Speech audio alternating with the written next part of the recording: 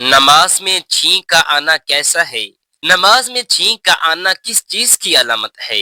حضور اکرم صلی اللہ تعالی علیہ وسلم کا فرمان مبارک ضرور سنیں۔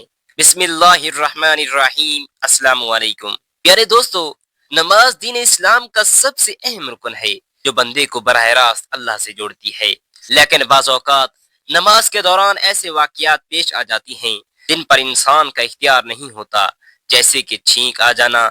ایسے میں سوال پیدا ہوتا ہے کہ نماز میں چھینک آنا کیسا ہے؟ کہ اس سے نماز میں خلل آتا ہے؟ کیا چھینک روکنے کی کوشش کرنی چاہیے؟ اگر چھینک آ جائے تو الحمدللہ کہنا جائز ہے، اور اگر کوئی دوسرا چھینک لے تو کیا نماز میں اس کا جواب دینا چاہیے؟ بعض لوگ اس بارے میں الجھن کا شکار ہوتی ہیں اور کچھ اس عمل کو غلطی میں بھی سمجھتے ہیں، اور ایسے میں یہ جاننا بہت ضروری ہے کہ شریعت میں اس کا اصل حکم کیا ہے۔ نبی کریم صلی اللہ علیہ وسلم نے نماز میں چھینک آنے کے بارے میں کیا فرمایا؟ صحابہ کرام اور فقہا کا کیا موقف ہے؟ اور کن باتوں کا خیال رکھنا ضروری ہے تاکہ نماز بھی صحیح رہے اور ادب و آداب کا دھیان بھی رہے۔ اس ویڈیو میں ہم قرآن و حدیث کی روشنی میں ان تمام تر سوالوں کے جوابات تفصیل سے سمجھیں گے تاکہ کوئی بھی غلط فہمی باقی نہ رہے اور ہم اپنی نماز کو شریعت کے مطابق درست ادا کر سکیں۔ اگر آپ بھی نماز میں چھینک آنے کے مسئلے سے متعلق مکمل رہنمائی چاہتی ہیں اور یہ جاننا چاہتی ہیں کہ ایسی صورت میں کیا کرنا چاہیے، تو اس ویڈیو کو آخر تک ضرور دیکھیں تاکہ آپ کی عبادت شریعت کے مطابق ہو اور آپ اس بارے میں مکمل آگاہی حاصل کر سکیں۔ پیارے دوستو، حضرت انس بن مالک رضی اللہ تعالیٰ عنہ سے روایت کرتی ہیں کہ رسول اللہ صلی اللہ علیہ وسلم نے فرمایا، اللہ تعالیٰ نے دین کی جس چیز کو سب سے پہلے لوگوں پر فرض کیا وہ نماز ہے، اور جو چیز سب سے آخر میں باقی رہے گی وہ بھی نماز ہے، اور سب سے پہلے جس چیز کا حساب لیا جائے گا وہ نماز ہے۔ اللہ تعالیٰ فرمائے گا، میرے بندوں کی نمازوں کو دیکھو، اگر وہ مکمل ہوں تو مکمل لکھ دی جائیں گی، اور اگر وہ ناقص ہوں تو اللہ تعالیٰ فرمائے گا، دیکھو اس کے نوافل ہیں، اگر اس کے نوافل ہوں گے تو فریض کی کمی نوافل سے پوری کر دی جائے گی۔ پھر فرمائے گا، دیکھو اس کی زکوٰۃ پوری ہے، اگر زکوٰۃ پوری ہو تو پوری لکھ دی جائے گی، اور اگر ناقص ہو تو اللہ تعالیٰ فرمائے گا، دیکھو اس نے کوئی صدقہ کیا ہے، اگر اس نے صدقہ کیا ہوگا تو اس صدقے سے اس کی زکوٰۃ پوری کر دی جائے گی۔ امام طبرانی نے حضرت انس رضی اللہ تعالیٰ عنہ سے روایت کرتی ہے کہ نبی پاک صلی اللہ تعالیٰ علیہ وسلم نے فرمایا، قیامت کے دن جس چیز کا سب سے پہلے بندے سے حساب لیا جائے گا وہ نماز ہے، اگر نماز درست ہو تو باقی عمل بھی درست ہوں گے، اور اگر نماز فاسد ہو تو باقی عمل بھی فاسد ہوں گے۔ امام طبرانی حضرت عبداللہ بن عمر رضی اللہ تعالی عنہ سے روایت کرتے ہیں کہ رسول خدا صلی اللہ تعالی علیہ وسلم نے فرمایا، جس شخص کا ایمان کامل نہیں وہ مردہ ہے، جو شخص ایمانت دار نہ ہو اس کا کوئی ایمان نہیں، جس کا وضو نہ ہو تو اس کی کوئی نماز نہیں، اور جس کی نماز نہ ہو اس کا کوئی دین نہیں۔ دین میں نماز ایسی ہے جیسے جسم میں سر ہے۔ حضرت ابو ہریرہ رضی اللہ تعالی عنہ سے روایت کرتی ہیں کہ رسول خدا صلی اللہ تعالی علیہ وسلم نے فرمایا، جس کی نماز نہ ہو اس کا اسلام میں کوئی حصہ نہیں۔ امام طبرانی حضرت عائشہ صدیقہ رضی اللہ تعالی عنہ سے روایت کرتی ہیں کہ رسول اکرم صلی اللہ علیہ وسلم نے فرمایا، قیامت کے دن جو شخص 5 نمازیں لے کر آیا جن کے وضو، ان کے اوقات اور ان کے رکوع و سجود کی اس نے حفاظت کی ہوئی ہو، اس شخص کے ساتھ اللہ کا عہد ہے کہ وہ اس کو عذاب نہیں دے گا، اور جس نے ان میں سے کسی چیز میں کمی کی اس کے ساتھ اللہ کا کوئی عہد نہیں، اگر چاہے تو اس پر رحم فرمائے اور چاہے تو اس کو عذاب دے۔ امام طبرانی حضرت انس رضی اللہ تعالی عنہ سے روایت کرتی ہیں کہ رسول اللہ صلی اللہ تعالی علیہ وسلم نے فرمایا، جس نے 3 چیزوں کی حفاظت کی وہ اللہ کا ولی ہے، اور جس نے ان کو ضائع کیا وہ یقیناً اللہ کا دشمن ہے، نماز، روزہ اور جنابت۔ حضرت انس رضی اللہ تعالی عنہ سے روایت کرتی ہیں کہ رسول اللہ صلی اللہ تعالی علیہ وسلم نے فرمایا، جس شخص نے اپنے وقت میں نماز پڑھی اور اس کے لیے مکمل وضو کیا اور نماز کے قیام، خشوع خضوع، رکوع و سجود کو پوری طرح سے ادا کیا تو وہ نماز سفید اور روشن ہوگی، اور اس شخص کہے گی، اللہ تیری بھی اسی طرح حفاظت کرے جس طرح تو نے میری حفاظت کی ہے۔ اور جس نے وقت نکلنے کے بعد نماز پڑھی اس کے لیے مکمل وضو نہیں کیا اور نہ اس کے خشوع، رکوع اور سجود کو پوری طرح ادا کیا، وہ نماز سیاہ اندھیری ہوگی اور کہے گی، اللہ تجھے بھی اسی طرح ضائع کر دے جس طرح تو نے مجھے ضائع کیا ہے، حتیٰ کہ جب اللہ تعالیٰ چاہے گا اس نماز کو پرانے کپڑے میں لپیٹ کر اس شخص کے منہ پر مار دے گا جو شخص نمازوں میں سستی کرتے ہیں۔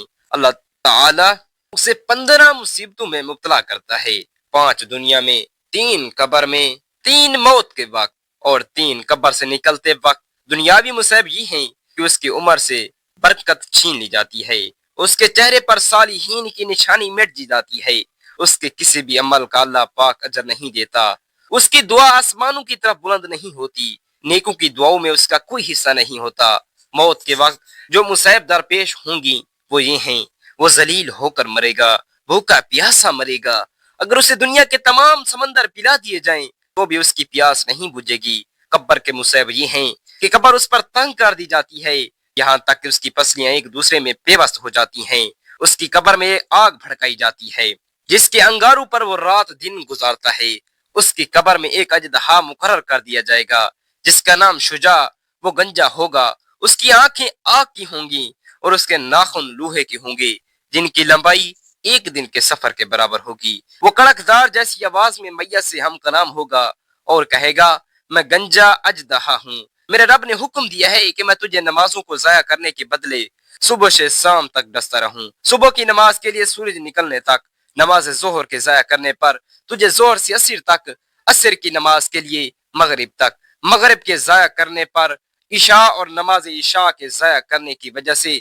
تجھے صبح تک ڈستا رہوں گا، اور جب اسے ڈسے گا وہ 70 ہاتھ زمین میں دھس جائے گا اور قیامت تک اسی طرح اس کو عذاب ہوتا رہے گا۔ اور جو مصائب اسے قبر سے نکلتے ہوئے حشر کے میدان میں جھیلنے ہوں گے وہ یہ ہیں، سخت حساب، رب تعالیٰ کی ناراضگی اور جہنم میں داخلہ۔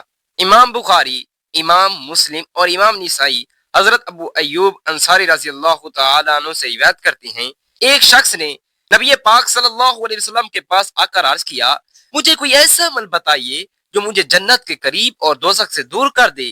آپ نے فرمایا، اللہ کی عبادت کرو اور اس کے ساتھ کسی کو شریک نہ کرو، نماز قائم کرو اور زکوٰۃ ادا کرو اور رشتہ داروں سے نیک سلوک کرو۔ جب وہ شخص چلا گیا تو آپ صلی اللہ علیہ وسلم نے فرمایا، اگر اس شخص نے اس پر عمل کیا تو جنت میں داخل ہو جائے گا۔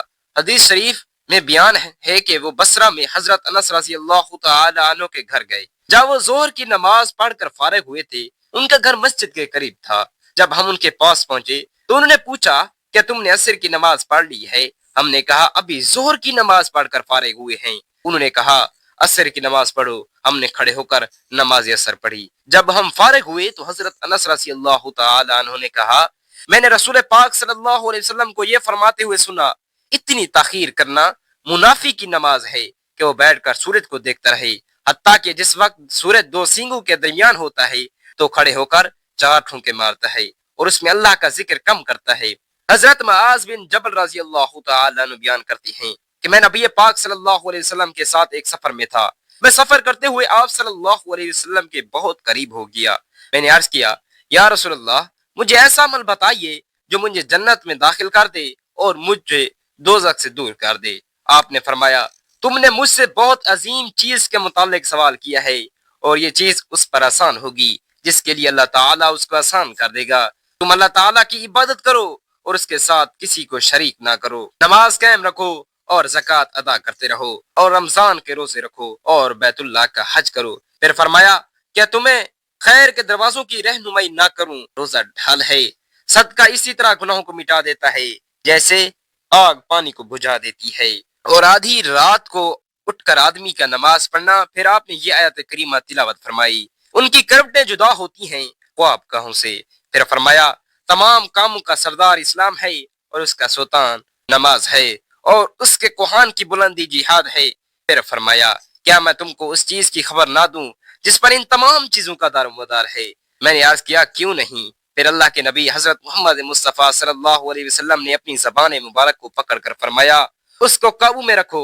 میں نے عرض کیا، اے اللہ کے آخری نبی، ہم جو کچھ باتیں کرتی ہیں کیا ان پر ہماری گرفت کی جائے گی؟ آپ صلی اللہ علیہ وسلم نے فرمایا، اے معاذ، تم پر تمہاری ماں روئے، جو چیز لوگوں کو دوزخ میں منہ کے بل یا نتنوں کے بل گرائے گی وہ ان کی اگائی ہوئی زبان کی فصل ہو۔ پیارے دوستو، نماز میں چھینک آنا ایک قدرتی عمل ہے اور اس میں کوئی کبات نہیں۔ اگر نماز میں چھینک آئے تو اسے روکا نہیں جانا چاہیے۔ اگر نماز میں یہ فطری عمل چیز ہے، البتہ چھینک کے بعد بلند آواز سے الحمدللہ کہنا جائز نہیں، کیونکہ نماز میں دنیاوی گفتگو ممنوع ہے۔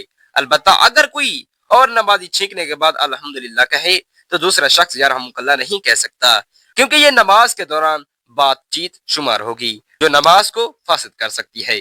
حضرت معاویہ بن حکم سلمہ رضی اللہ تعالیٰ عنہ فرماتی ہیں کہ میں نماز میں تھا، کسی کو چھینک آئی تو میں نے کہا یرحمک اللہ، تو لوگوں نے مجھے گھور کر دیکھا۔ میں نے کہا افسوس، تم مجھے گھور کر کیوں دیکھ رہے ہو؟ لوگوں نے اپنے ہاتھوں سے اشارہ کیا کہ خاموش رہو۔ اس حدیث سے معلوم ہوتا ہے کہ نماز میں چھینکنا جائز ہے، لیکن چھینک کے بعد جواب دینا یا بات کرنا منع ہے۔ اللہ تعالیٰ سے دستیادہ دعا کرتی ہیں کہ ہمیں 5 وقت نماز پڑھنے کی توفیق عظیم عطا فرمائے اور ہم سب مسلمانوں کی خیر فرمائے، آمین یا رب العالمین۔ جزاک اللہ خیرا کثیرا۔